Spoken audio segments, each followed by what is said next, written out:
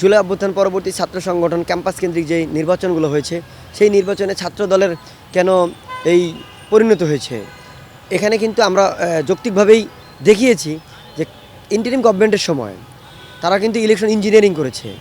তারা কাউকে জেতানোর জন্যে তারা এখানে সূক্ষ্ম পরিকল্পনা করেছে, কারচুপি করেছে। এবং আমরা দেখেছি নীলক্ষেতে সেখানে ডাকসুর যে ব্যালট পেপার সেটাও ছাপানো হয়েছে, যেটার এখতিয়ার তারা রাখেনি না। আমরা এতগুলো অভিযোগ প্রমাণসহ দেওয়ার পরেও কিন্তু প্রশাসন সেটা সমাধানের জন্য কার্যকর কোনো পদক্ষেপ নেয়নি।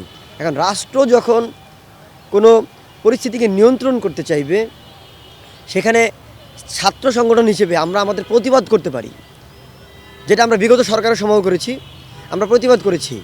কিন্তু এটাকে যদি আপনি ছাত্র দলের পরাজয়ের বলেন তাহলে এটা আমরা বলবো যে এখানেও এক ধরনের চাপিয়ে দেওয়ার মতো অবস্থা তৈরি হয়েছে।